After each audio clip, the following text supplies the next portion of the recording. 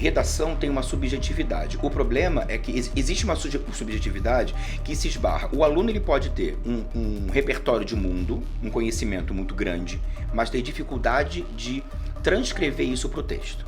Os gurus, eles se massificaram tanto que virou uma praga tão grande na cabeça dos alunos que engessaram não só o texto, mas a cabeça. Só que isso impregnou tanto a banca com tanto ranço que fez há 3 anos atrás a banca mudar mais drasticamente no que diz respeito a isso. A própria banca mudou dentro desse aspecto por conta desses mesmos professores, desses gurus dos textos prontos, que queriam que os alunos tivessem essa praticidade. Vem comigo.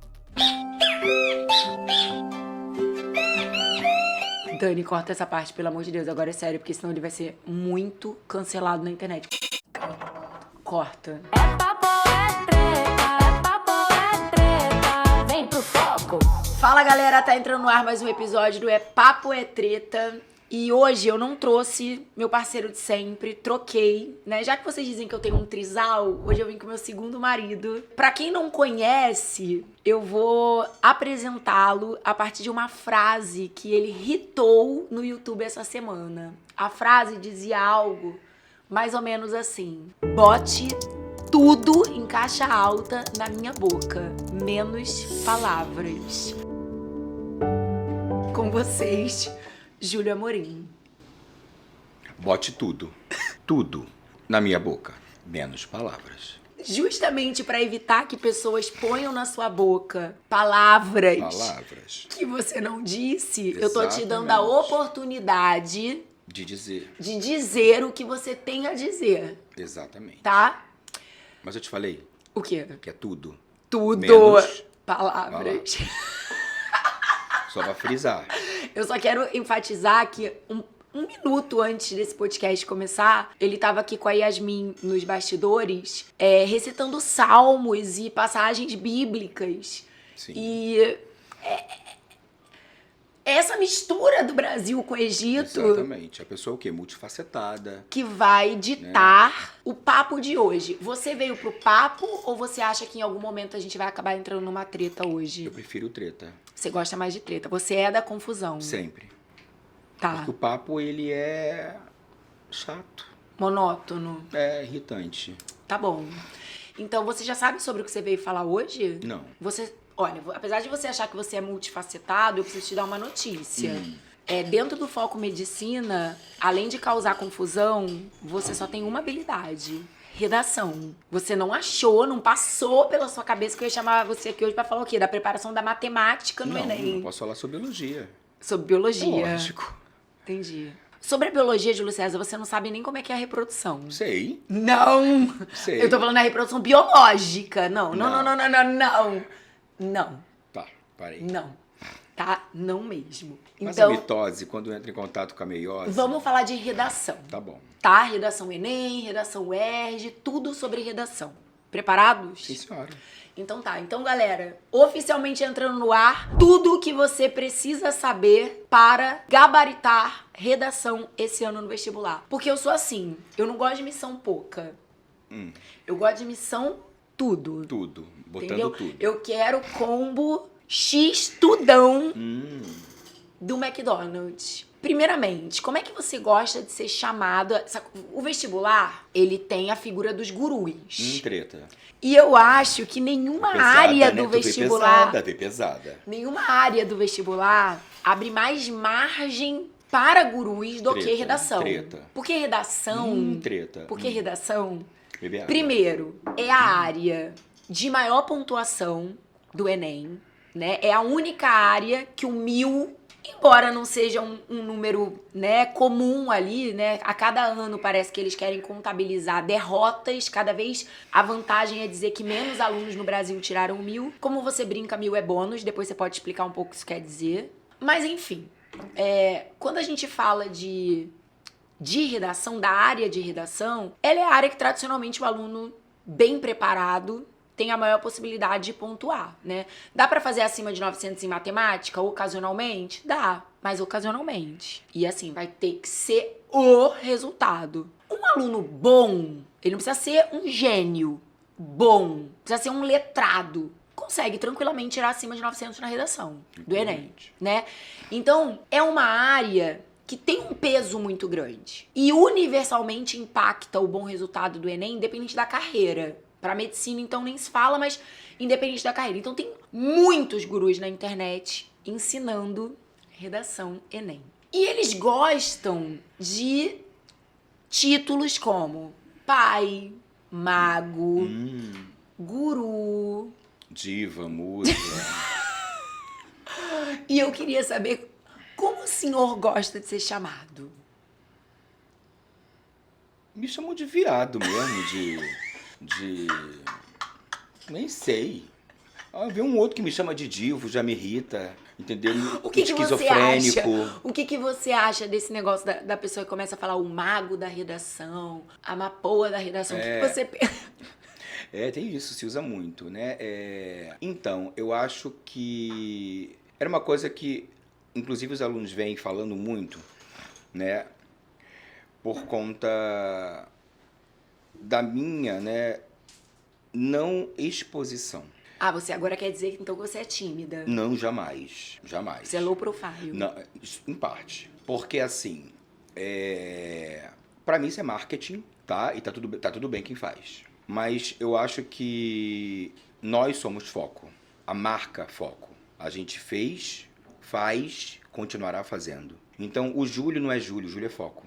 Então, eu não tenho a necessidade de um epíteto, de um apelido, de um adjetivo, porque a gente faz pelos alunos e isso não é nenhum tipo de novo, marketing, porque poderia fazer uma página, poderia me autonomenclaturar, mas na verdade a gente só se zoa, né? E os resultados do foco, eles provam exatamente tudo que a gente está falando, né? Então, assim, falar que é o mago, canguru perneta, que é o duende, que é o sei lá, o que for, Mr. M, alguma coisa, não. A gente faz porque o que acontece? Esses nomes eclodiram com marketing, ok? Com rede social, no momento em que existia uma obscuridade da banca.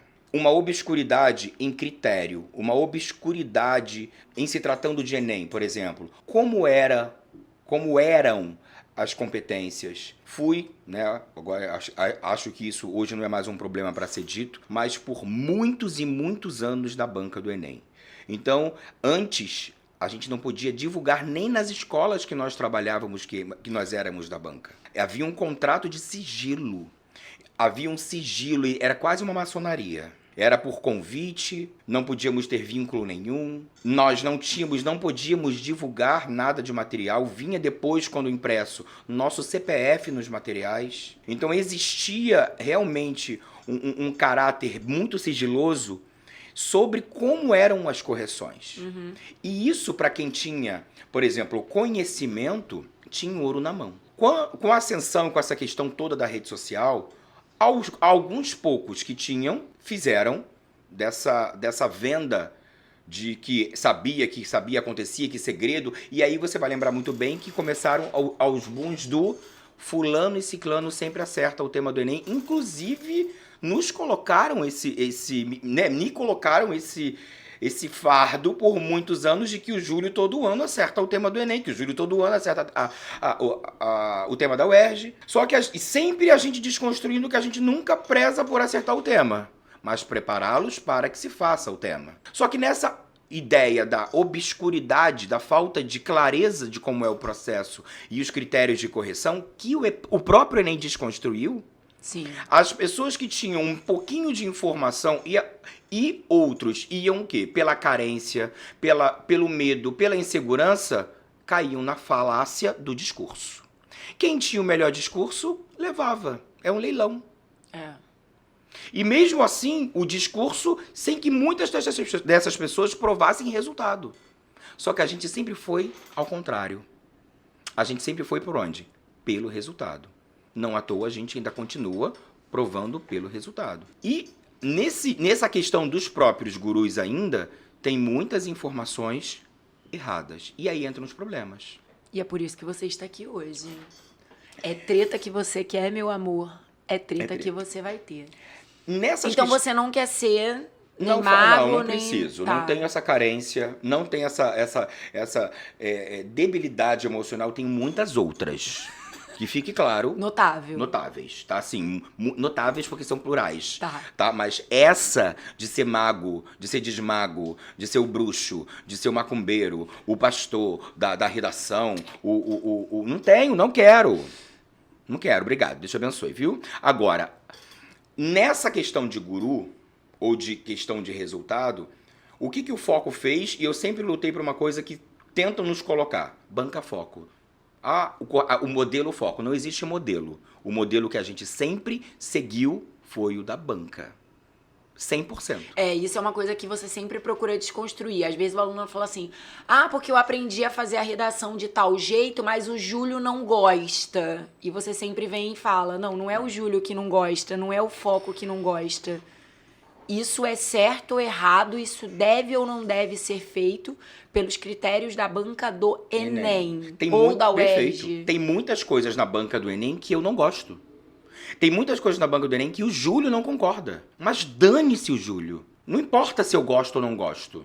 É fazer para que eles passem. É só olhar a nossa média de alunos 980, 960 a mais.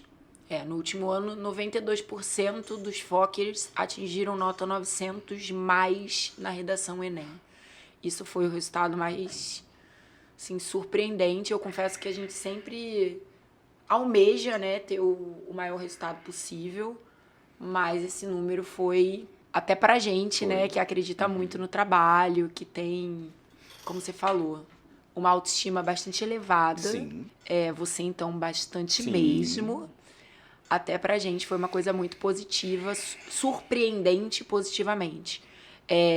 Ano passado também, além disso, a gente teve mais um ano de gabaritos na redação UERJ, né? 4 alunos tiraram a nota 20, a nota máxima na redação UERJ, e isso é algo que se repete Todos rotineiramente há mais de 10 anos na história do time Foco. O que reforça o que você falou, de que os resultados, eles acabam falando por si, né? Trabalhar com a redação, na minha opinião, é muito desafiador por um conjunto de motivos.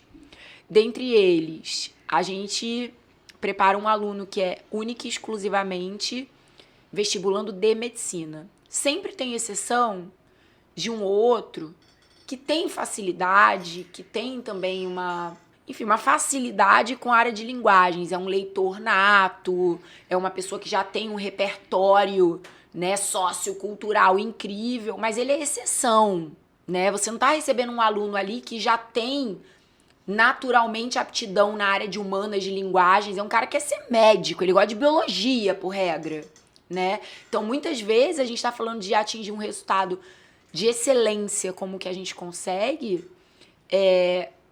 transformando alguém que nem gosta de ler, que muito menos gosta de escrever, né? Que não tem argumento para escrever sobre trocentas possibilidades de temas que possam ser cobrados. E você tem que ensinar isso. E eu acho que é isso que é tão legal, assim, porque o teu jeito, assim, de ser tão doido, de ser tão despirocado, né, vai envolvendo o aluno ali nas aulas e você vai ganhando ali um espaço de confiança, um espaço emocional que consegue provar pro cara que redação não é uma habilidade genial, que você consegue escrever um texto excelente, não é inato, né? E que ele não precisa ser um gênio.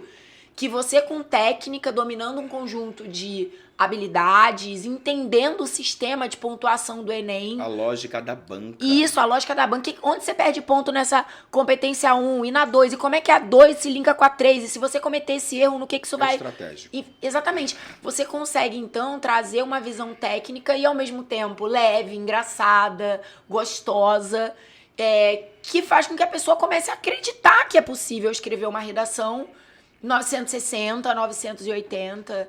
Então, isso certamente é um dos segredos do sucesso e desses resultados que o nosso time constrói há tantos anos em redação. E aí eu queria aproveitar... Sem te cortar, só pra falar isso. Sem só me cortar, pra- você já me Isso cortou. o quê? Você é mal Você educado. me convidou, então você vai ter que me aturar. Tá, Pouco me importa. tudo bem. Essa questão muito relevante. Só que tem uma coisinha além que é muito interessante da gente frisar também, que a redação tem um empecilho.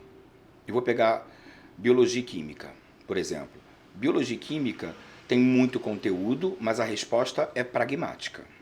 Redação tem uma subjetividade. O problema é que existe uma subjetividade que se esbarra. O aluno ele pode ter um repertório de mundo, um conhecimento muito grande, mas ter dificuldade de transcrever isso para o texto. Ao mesmo tempo, a questão não é só o texto. O problema que eu falo muito da questão do Enem e da questão da geração é tudo tem que ser prático. Então eles querem uma redação e muitos vêm contaminados de cursos e escolas e professores que tentam criar uma praticidade tão grande no texto que eles querem a mesma praticidade na redação sem pensá-la. Só que o Enem vem buscando um aluno literalmente que pense, não esse engessamento. Aí, voltando à fala anterior do guru, os gurus, eles se massificaram tanto que virou uma praga tão grande na cabeça dos alunos que engessaram não só o texto, mas a cabeça. É atrofia cerebral, né? O cara aceitou que ele vai decorar meia dúzia de argumentos acabou. coringas e ele vai sair enfiando aquela E porra ó, em não é tudo. só argumento, não.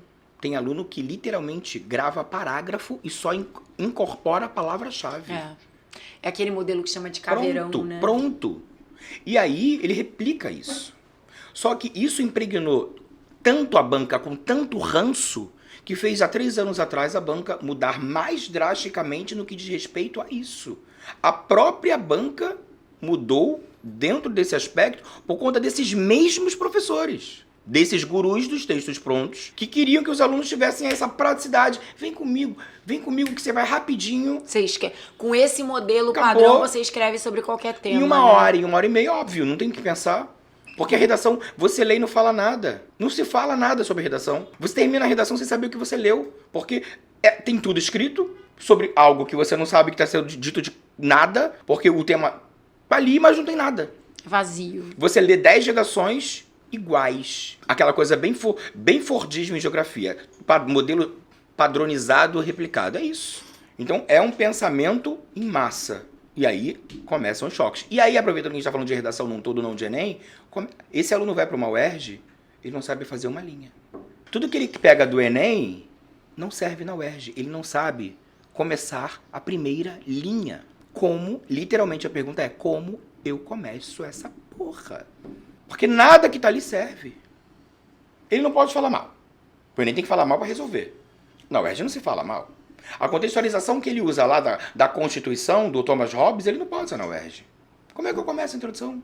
Como é que eu faço um desenvolvimento sem falar mal se a UERJ quer que eu faça uma resposta a um tema e pense sobre ela como uma reflexão? E com autenticidade, sendo altamente Com crítico. posicionamento crítico. É. Como? Não tem como coadunar. Não vai. Eu não aprendi a pensar. Não sei. Eu não sei o que eu sei. Por isso que a redação da UERJ para muitos ainda vira um pouquinho naquilo da questão antiga. Porque ainda assim na redação da UERJ ainda existe uma obscuridade. Que é o Enem, a partir de uns 3 ou 4 anos atrás, não sei exatamente, passou a divulgar para os candidatos a cartilha. Então, isso quebrou muitas pernas de professores. Porque o que eles diziam pela eloquência era a verdade absoluta. Agora, ali, como eu falo em aula, quer saber se eu estou falando correto? Site do INEP, baixe a cartilha. Ou eu mesmo me dou o trabalho de botar o trecho da banca no meu slide e mostro. Para que ele nem tenha um trabalho. Mas se quiser, tá lá no site do INEP. A UERJ não faz isso. Então é nessa obscuridade que a galera quer ganhar em cima. Que eu fico puto. O aluno nosso sabe que eu fico com ódio de gente querer faturar, crescer em cima da insegurança, do medo do outro. Aí o aluno inseguro faz o quê?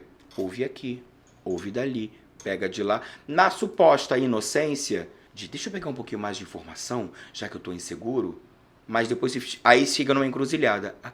O que ou a quem eu sigo? Então, algo que deveria agregar, piora. Eu acho que esse é hoje um dos grandes problemas da internet. A gente fala muito sobre isso, né? Os ruídos. É tudo muito barulhento, tá tudo muito acessível, tá tudo muito fácil. Você, né, ouve 20 especialistas dando sua opinião em minutos. Você acessa essa informação muito rápido e fácil. Só que você não consegue ter o filtro de saber o que ali é confiável. Quem é fake news? É a mesma coisa. Você não sabe o que é confiável e quem ouve todo mundo se perde de si mesmo. E aí eu vejo que a pessoa começa realmente a entrar naquele fluxo de manhã ela vai à missa, de tarde ela vai ao culto e à noite ela bate tambor. E ela fica louca. Louca real. A gente sabe de casos de alunos Sim. que, assim, piraram porque eles falaram assim, cara, eu tô tentando encaixar de tudo um pouco do que eu vi. O aluninho tal, que agora dá dica na internet porque ele tirou 980 e foi aprovado ano passado em tal faculdade. Eu tô ouvindo o outro que se auto-intitula mago, eu tô ouvindo o outro que é o professor tal, eu tentei encaixar, fazer um compilado de tudo isso e no final eu me perdi de mim mesmo. Eu não sei mais escrever uma redação. E o pior, ao invés de ver a banca, que é a referência, que é o que vai ser corrigido, a pessoa não vê. Que deveria ter visto. Ficou muito em alta agora, todo ano acontece isso, né? Há poucas semanas do Enem, começa a ficar muito em alta na internet por conta da liberação da cartilha. Mudanças na redação Enem desse ano. E as pessoas entendem que literalmente foi uma mudança na redação Enem. Tipo assim, o jeito que você faz sua introdução não serve mais. O jeito que você faz sua proposta de intervenção não serve mais. Só que a cartilha, ela não fala em mudança da redação. O que ela traz ali são mudanças relacionadas aos critérios de correção. Que na verdade a cartilha não saiu para público. Né? O que tem ali são os corretores acabaram de passar pelo treinamento. Ok. Né? Então, os corretores acabaram de sair do treinamento, que é um treinamento intenso. Né? Antigamente não era assim. Depois passou-se a fazer um treinamento único com uma prova de 30 redações para serem corrigidas.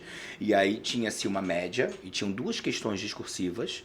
Depois tiraram isso e aí passou a ser uma prova, né, mais fragmentada, ou seja, tinha uma prova sobre situações de 0, uma prova de competência 1, uma prova para competência 2, uma prova para 3, uma prova para 4, uma prova para 5, uma prova final. Então, 7 provas para o corretor poder entrar na correção do Enem, ou seja, bem mais criterioso e buscando uma melhor qualificação desse corretor, o que pra gente é ótimo. Pra gente que faz um trabalho sério é ótimo. E pro aluno também buscando uma nota mais justa.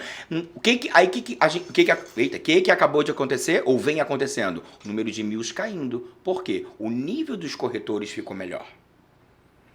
E os critérios mais rigorosos de correção. Mais rigorosos. Então eu queria que você comentasse um pouquinho sobre isso. Assim, dentre as mudanças nesses critérios, o que te chama mais atenção? O que deve ser observado com mais cuidado pelo aluno que quer buscar esse 980, talvez esse 1000 aí no Enem 2025? Tá, eu vou falar um pouquinho mais sobre competências para poder ficar um pouco mais lógico, mais prático.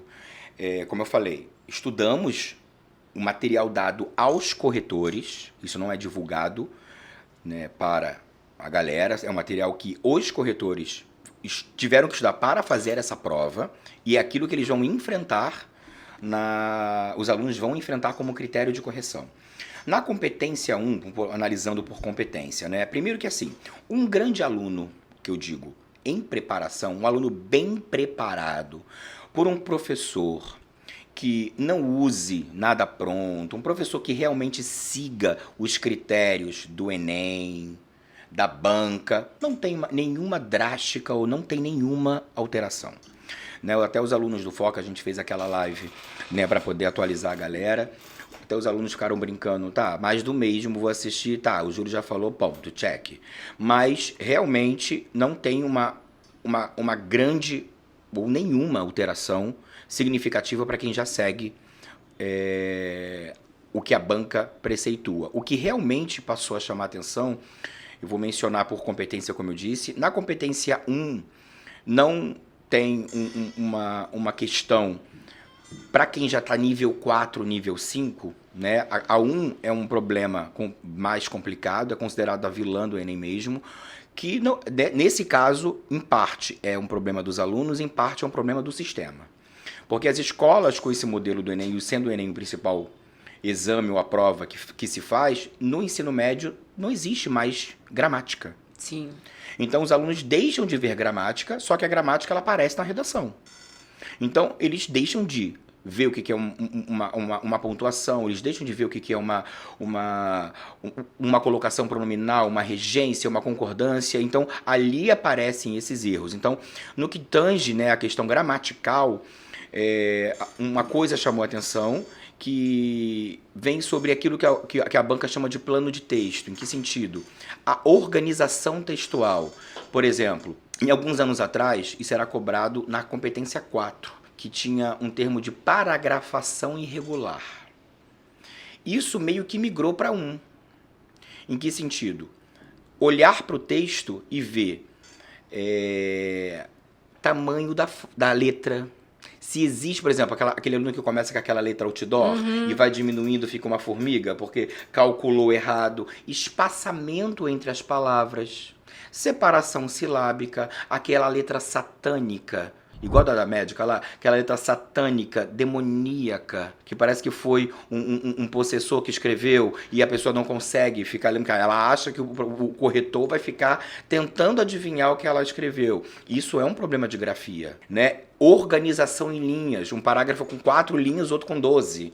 Então essa questão estética da redação passou para 1. Tá? Então ficou uma coisa interessante que não tinha, mas no que diz respeito a desvios, mesma coisa, né? Um desvio sintático, né? Frisou-se muito a questão de períodos longos, né? A questão de justaposição, de períodos truncados, ou seja, muita oração junta, que acaba tendo erro de coesão, atrapalhando ali a parte gramatical, e também a questão dos 2 desvios, né? Tem dois desvios de bônus e a reincidência continua. Por exemplo, você errou a palavra saúde e não botou acento no U. Se você escreveu 10 vezes saúde, conta como um erro só, porque é aquele conceito. Mas 2 desvios continuam. Então não teve mudança na 1. Agora na 2, algumas mudanças me chamaram a atenção. Né? Sobretudo sobre aquilo que a gente vinha falando e que no ano passado isso já vinha sendo colocado na banca, só que ano passado a mídia explodiu quando o termo caiu, que foi o repertório de bolso, que é justamente sobre aquilo que nós estávamos conversando no modelo pronto e o repertório de bolso sendo o texto pronto. Argumentos muito utilizados pelos alunos como Hobbes, como Bauman, a Constituição colocada em todos os temas que nem nada a ver com lei tinham, né? Esse ano eles reforçaram muito essa questão sobre legitimação, sobre pertinência e sobre a produtividade.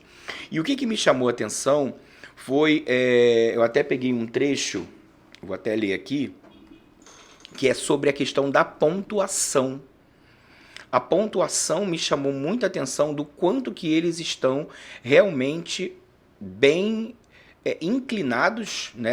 Ou seja, se eles passaram isso para o corretor nesse nível, é porque fatalmente isso vai ser algo que vai pesar, tá? Então, assim, particularmente aqueles que não seguem isso, vai ter um susto, e eu acredito que a tendência em cair nota esse ano vai ser bem significativa, sobretudo na parte argumentativa. Estou até aqui com o manual de correção que os professores tiveram que ler, que é o seguinte, olha, lembra que eu não falei que o Júlio, ele não importa?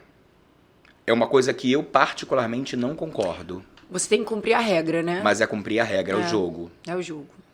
Aqui diz assim, o emprego de repertório sociocultural não legitimado, mesmo pertinente, limita o texto ao nível 3 em competência 2. o emprego de repertório sociocultural legitimado e pertinente, portanto não produtivo, limita o participante ao nível 4. O que tá? Traduz. O que eu quero traduzir nisso aqui é uma coisa muito, para mim, eu acho ilógica, mas é o que é. Se eu trago um argumento e não digo a legitimação, ou seja, eu sempre faço um contraponto em dizer que a UERJ valoriza o que você pensa, o que você tem, a sua reflexão, o seu raciocínio. O Enem, a sua bagagem. É muito transparente em competência 2 que o Enem valoriza a área de conhecimento, que o Enem valoriza as disciplinas, que o Enem valoriza o seu conhecimento, portanto, que você diga de onde você tirou. Uhum. Isso se chama legitimação. Ah, esse copo é transparente e a água está aqui. Tá bom. Qual é a fonte? É da geografia? Da história? É uma fonte... Ah, o filme da televisão fala sobre o logo. Esse filme... Ah, mas eu não sei o diretor. Eu não sei a plataforma. Então, eu sei que ele é americano. Pronto, tá legitimado. Ele valoriza mais a fonte, a origem, do que, às vezes, a própria ideia. A UERJ não.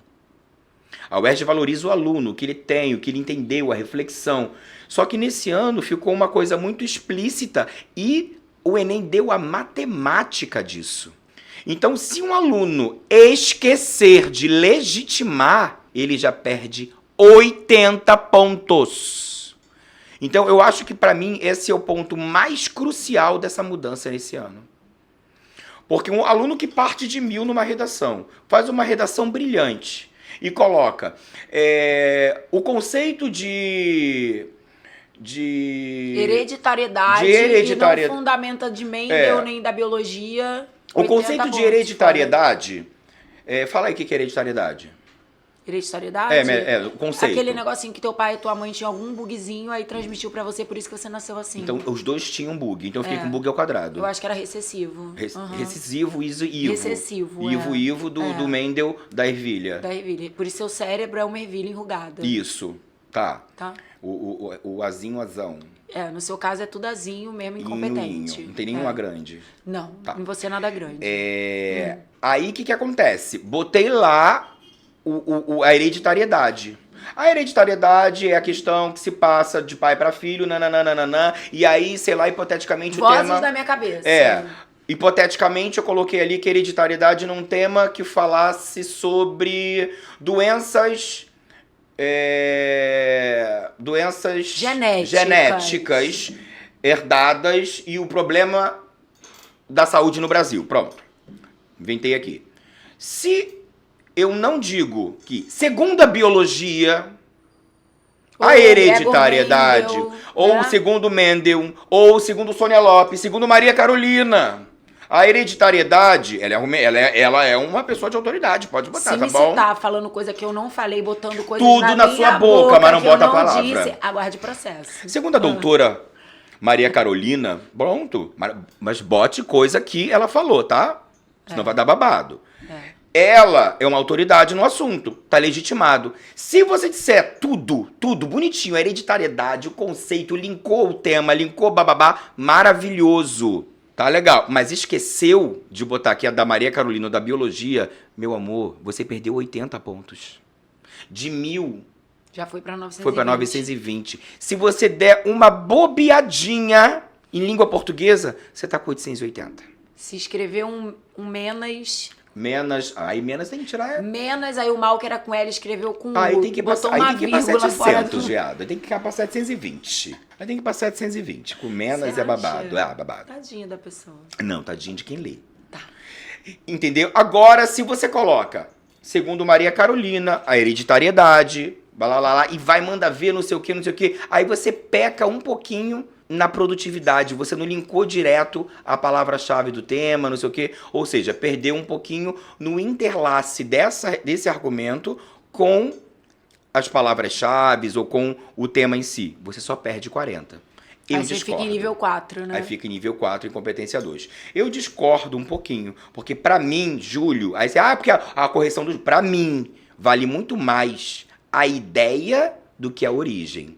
O Enem não pensa assim. Ele tá mais preocupado com a origem e vem com mais peso na origem do que na ideia. Mas de onde você tirou isso? Tá aqui. Por isso que eu fiz questão de ler para vocês o manual de correção que o corretor acabou de estudar. Para não falar o quê? Que bote de tudo na minha boca, mas bote palavra. Eu li aqui. Está muito claro. Tá? Eu li porque não fui eu que inventei. Eu não gosto disso. Já gosto de falar mal da gente. Só de você, de mim, só falam bem, graças a é? Deus. Entendi. Então tá. Tia Cidinha 68, um beijo pra senhora. Cidinha Sidoca, outro beijo. Inclusive, bebê. ela vai ficar apavorada essa semana que nós nos reunimos aqui. Ela deve estar com saudade do Rodrigo, ela tava pegada ao Rodrigo Tava. já. Que ele era o centro de equilíbrio do podcast. Foco. Entendi. Aí agora juntou você comigo. Acabou. Então, Acabou, o ela inferno se vai reuniu. denunciar, o Eduardo Paz vai tombar. É uma convenção satânica. Meu Deus. Tá, e e aí? aí um outro ponto que eu acho que, além dessa matemática, mudou muito. Não é que não tenha mudado, perdão, mudou muito no que diz respeito. Já vem mudando, mas o manual do corretor esse ano deixou mais explícito, bem mais explícito. É que o argumento não tem que necessariamente só estar no eixo. É que a argumentação precisa estar ligada às palavras-chave do tema. Vou dar um exemplo concreto e real. Essa semana eu corrigi algumas redações no curso que falavam sobre analfabetismo e as implicações, sei lá, não lembro o outro ponto, mas analfabetismo e as implicações na economia brasileira, hipoteticamente, tá? E aí um aluno pegou e falou, segundo Paulo Freire, a sala de aula precisa de uma educação que não seja bancária, depositária. Há necessidade de uma troca entre professor e aluno. Aí no primeiro momento você fala assim, pô, legal. O tema é sobre educação, Paulo Freire é um pedagogo, é referência no Brasil. Pô, o argumento do cara tá no tema. Paulo Freire, educação. Mas espera aí, analfabeto não vai à escola. Como é que ele vai ser uma educação...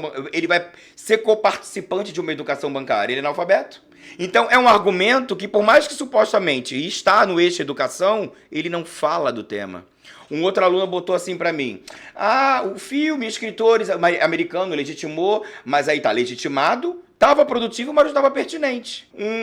O filme Escritores da Liberdade retrata uma professora que vai numa periferia americana, em que os alunos escrevem diários e, através da escrita, eles modificaram sua vida. Como? Se o tema era analfabetismo. Eu assim, bebê, como é que vai modificar a escrita se ele é analfabeto, linda? Me conta. Você tá gritando só um pouquinho, tá? Perdão. Só um pouquinho. Eu tô estourando o microfone, amor? Não, só o meu tímpano. Vai. É que eu me empolgo com isso. É muito tesão pedagógico que você tem, né? Tadala pedagógica. O que acontece? Se ela tivesse feito o contraponto de que se ele não, o analfabetismo é prejudicial e a leitura é transformadora e usasse esse filme como uma exemplificação, até faria sentido. Mas eu tô tentando ajudar a pessoa para ver se o raio do caralho do argumento da pessoa faz sentido. Mas isso não é meu papel. Então, gaps, né, que não foram feitos. Aí esse é o tipo de argumento que perde na 2 e perde na 3. Sim. O que seria a 3? Lacunas. Grava essa palavra. Lacunas. E uma coisa que é importante. O que tá na sua cabeça, amor da minha vida, não tá na cabeça da gente. Não venha com aquela ideia. Mas isso é óbvio. Isso foi o que eu quis dizer. Não existe. A pessoa vai te ligar? Ou eles falam assim também, mas isso já tava no texto motivador.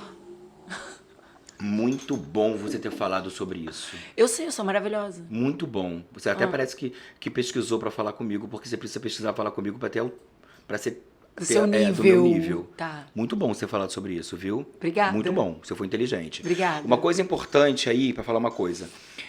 Eu até falei uma coisa bem pertinente para os nossos alunos, óbvio que eu não vou falar uma coisa pertinente. A leitura do texto motivador é muito importante. Primeiro pelo seguinte, ele que vai dar o norte pra você do que escrever.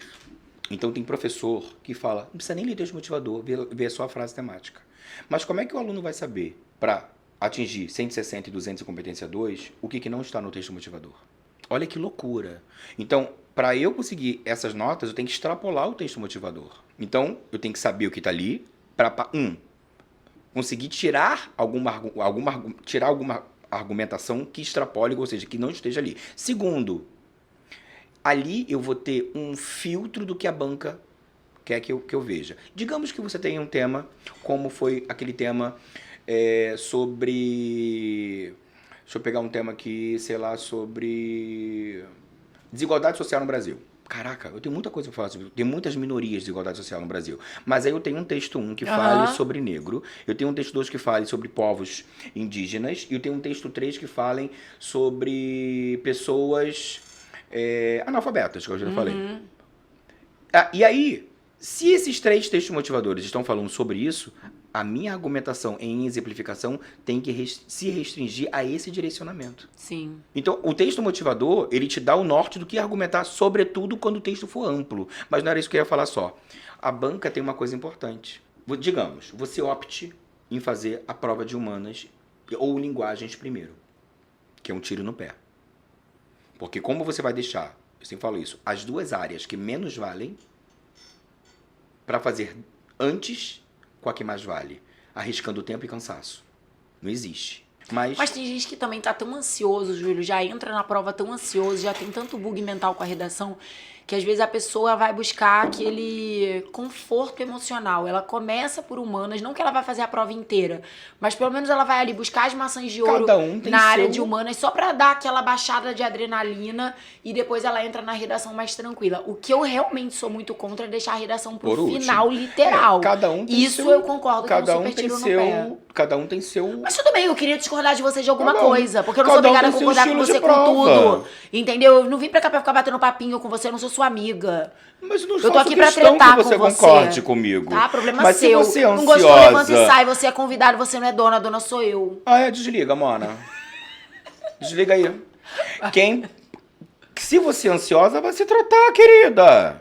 Entendeu? Toma um remedinho. Tá me chamando de maluca? Não, de ansiosa. Tá. Entendeu? Estratégia de prova é igual cu. Mas peraí. Cada um tem o seu, faz o que ele quiser. E você tem usado... Olha só, não, presta atenção. Tá babado. Presta atenção. Atenção aqui. Só pra gente não perder o fio da meada. Eu vou voltar. A pessoa que tá lá fazendo o negócio da prova de redação, pode ou não pode ficar dando Ctrl+C, Ctrl+V nos textos da prova de redação pra usar, de humanas pra usar na redação? Não, é isso que eu queria falar. Por exemplo, a pessoa pegou, decidiu fazer a sua baixa de ansiedade ou leu, fez humanas, o texto motivador e as questões de humanas e linguagens têm o mesmo valor que o texto motivador. Em que sentido? Se o aluno pegar algum argumento de lá, é como se fosse texto motivador. Eita porra, isso aí é babado. Hipoteticamente, vamos lá.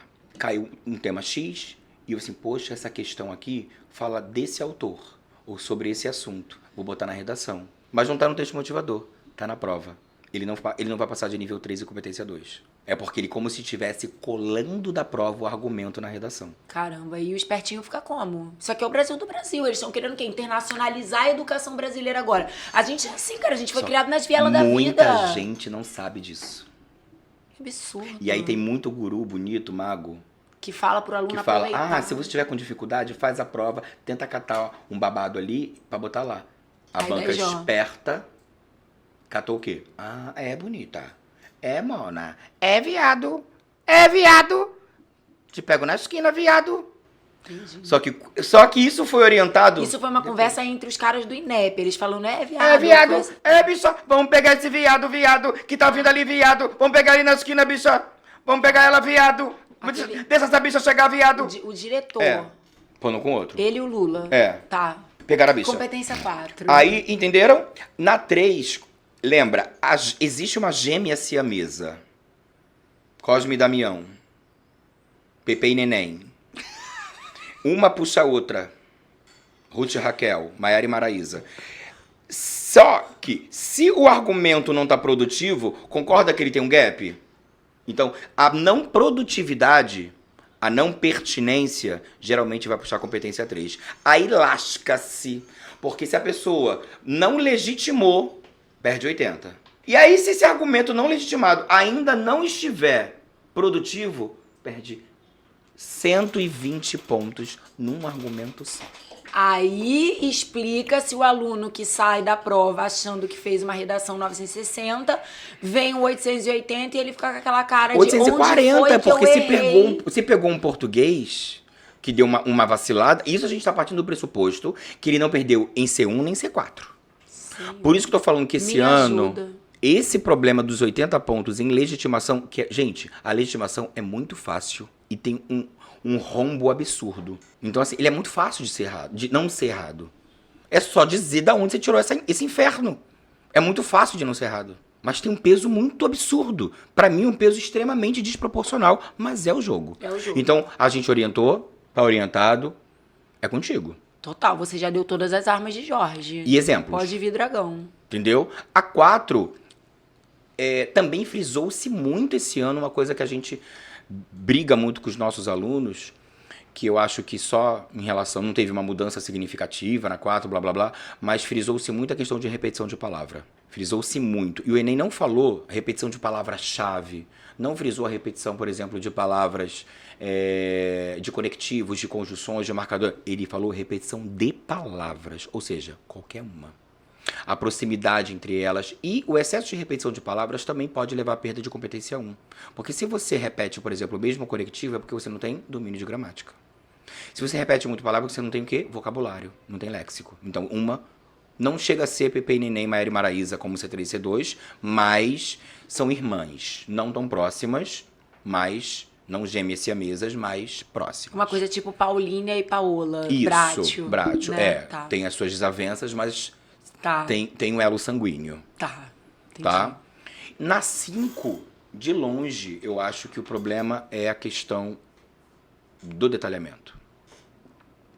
Né? Assim, primeiro que o Enem frisou muito... Bota na raba do governo e não detalha nada. Não, o problema tem que detalhar. Então, e a pessoa não detalha nada. Isso, aí bota no se governo e não lascou. detalha. É. Porque assim, o problema da competência 5, ele também Você frisaram... achou que eu fui didática? Não, porque tá acostumado a botar na raba e não detalhar, aí tá um pouco Não, eu complicado. falei que a pessoa não pode fazer. Ah, que ela não pode fazer, tudo bem. Fui didática? Foi Tá, bem didática. tá. Porque eu achei que você estava usando a sua prática no dia a dia. Aí eu achei que você estava falando do que você faz. Aí eu ia tentar fazer uma intervenção no que você faz, que tá uma intervenção Você tá falha. achando que eu tô precisando de uma pós na minha... Não. É, Tá, segue o baile. competência 3. Olha Tá. só, primeiro, a banca frisou muito a questão de ações possíveis. Ações que sejam possíveis. Que a galera dá umas viajadas, né? Mona, Mona, igual um aluno que nunca esqueço, 2, né? Problema de mobilidade urbana. Solução. A prefeitura destinar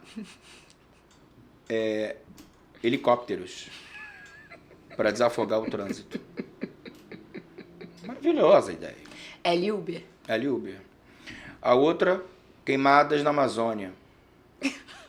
Colocar câmera em todas as árvores da Amazônia para filmar a pessoa que está cortando a árvore para puni-la. Câmera em todas as árvores da Amazônia. Isso é uma ação possível? Né? Mas difícil. Então, o que a banca tá falando é sobre... Eu acho que não é questão de dificuldade, acho que é falta de interesse do governo. Eu Se acho. quisesse, fazia. Eu acho. Negligência. Não é negligência. A concretude da ação. A escolha boa do argumento. Melhor, a escolha boa do agente. Tá? A escolha boa do agente. Se esse agente é um agente muito geral... Porque o governo federal. O governo federal... Mas o governo federal ele tem tanta coisa para fazer. Não é melhor que seja o estado, o município, uma secretaria de educação? Exatamente. Que é uma coisa específica. Então, a banca está avaliando a concretude. E aí a concretude, aí entra um babado. Lembra que eu falei da competência 3, que é o gap? Além daquele agente não ser validado, criou-se uma lacuna na resolução. Ele perde 40 na competência 5 e perde 40 também na 3. 80 pontos. Aí que entra difícil, né? a questão do Enem. É o muita Enem perda para pouco ganho. são muitos pontos perdidos. É. E mesmo que haja Somando tudo, já não passei de 320 esse ano na minha difícil. redação. Dani, corta essa parte, pelo amor de Deus. Agora é sério, porque senão ele vai ser muito cancelado na internet. Corta. Pelo amor de Deus. Dani, beijo. Ah, tá. Voltando. Respirou, pode ter pausa. Era pra continuar cortando, tá, Dani? Ah, então... Peraí, Dani. É desejo. Ela vai te fuder, que ela vai botar tudo isso no corte, eu já conheço. Ela é maluca. Ela é pior que você. É maluca? Não te pago. Não vou te pagar. Não adianta mandar notinha fiscal, não. Se eu tiver que vir na porta dela todo dia, eu vou vir. Caloteira! A concretude da ação, juntamente com um outro ponto que a banca frisou muito, que também é Paula Bracho e Paulinha. Paulinha. A Elas Paola é usurpadora e a Paulinha é a esposa oficial do Carlos Daniel. Tá, então essas... A novela se chama A Usurpadora. E a Thalia? Thalia del Barrio Sul é mucha honra! Não era assim a abertura? A SBT gente bombando. entrega a babada da idade, vai. Leif. Aí, o Larinha é o seguinte. Eu tenho um argumento no desenvolvimento. Essa ação, esse agente, esse meio e esse efeito, ou seja, a minha resolução, ela tem que estar muito bem atrelada ao que eu problematizei. Se não tiver proposta, o que eu acho que os alunos não entendem é que a proposta, eu vou ser bem didático, bem tia Creuza, do Jardim. A proposta ela é uma receita. Ela não pode deixar dúvida de quem vai fazer, como vai ser feito, por que vai ser feito e para que vai ser feito. E o Enem criou, mais recentemente, a ideia de detalhamento para justamente mostrar que o cara pensou naquilo ali. Uhum. Ou seja, reparem, a ideia de o ser pensante, mesmo no Enem, vem sendo cobrado. E aí, essa Paula Bracho e a Mona Usurpadora, a ideia de uma ligada à outra é: eu preciso que o meu problema resolva o argumento. Então, pensar na intervenção hoje não é tão simples quanto o governo vai fazer isso por aquilo outro. Eu tenho que ter a melhor escolha do agente, a melhor escolha da ação que seja possível, o meio, o efeito. E aí tem outro ponto que também frisaram muito. Por exemplo, digamos que a gente coloque e fale que a ação seja algo que já exista. Hipoteticamente, criação de postos de saúde. Já existe, a ação é inválida. Então, se é algo que a gente sabe que existe, é a melhoria, a ampliação. Então, a escolha do verbo que você vai usar vai determinar se você vai ganhar ponto ali ou não. Da mesma forma que a gente sempre orientar os nossos alunos, 2 intervenções completas, porque se você perder ponto em alguma, você tem outra para poder colocar. Além de, no desenvolvimento, serem apresentados 2 problemas. Então, você fica mais organizadinho em relação a isso. Né? Então, eu acho que, assim, resumindo, essas são não mudanças. Os nossos alunos, por exemplo, não têm essas mudanças São porque eles já os principais fazem. pontos de atenção. Pontos de atenção por conta da quantidade de ponto perdida. Sim. Porque, como eu falei da questão lá dos 80, 40, eles ratificaram matematicamente quanto seria esse desconto. Uhum. Ou seja, a chance do corretor, de fato, aplicar é muito alta. Não fique contando com a sorte de você pegar 2 corretores muito desatentos e bonzinhos que ignorem essa matemática do desconto e não te penalizem caso você vacile em um desses pontos de atenção. Acho Agora, que é eu vou muito fazer isso, uma outra né? treta, tá? Vou ser ousado, vou fazer uma treta. Não vai esperando 1000. Por que eu tô falando essa treta? A gente tem aluno que, às vezes, vai fazendo o Enem por conta de TRI e soma, contando com 1980 para passar. Não vá contando com isso. Se vier, é bônus. Se vier, é bônus. O 980 hoje é o novo 1000. Porque para ser 1000 hoje... 960. 960, exatamente. É o novo 1000. Novo 1000. O 980, na verdade, para quem não entende a pontuação do Enem, ele é a média Entre de um 1000 que um corretor te deu e um 960 que outro corretor te deu. O sistema de pontuação, como o Júlio já explicou mais ou menos ali, é de 40 em 40 pontos. Qualquer nota 20 ali, quebrado Isso, em qualquer 20. nota 20, 80, 40... 40. Porque na verdade 20 assim... não. 40 e 80. Qualquer nota 0,40, por exemplo, um 900... 900 é um média, 940, um isso. 980. É Média, sempre média. isso. Então, 980 é uma média de um corretor 1000 e Isso, outro corretor isso. 960. Então, 960 é o novo 1000. Isso. Peraí, eu quero falar 2 coisas muito importantes, tá? Que o nosso tempo tá estourando. Coisa número 1. Um aluno, ou, mais dramático, um pai, uma mãe, que tá aqui agora assistindo esse episódio com a gente, Desculpa. tá sentindo um frio na barriga. Primeiramente, perdão Desculpa. por toda a falta de educação. Tá sentindo um frio na barriga enorme do tipo, cara, é muita informação. É C1, na C2, eu não posso vacilar nisso, na C3. E aí, se eu vacilo na C2, puxa na C3. A Maiara Maraíza, meu Deus, na C5, argumento, detalhamento. Parece muita coisa pra quem, de repente, não vive essa preparação técnica no seu dia a dia.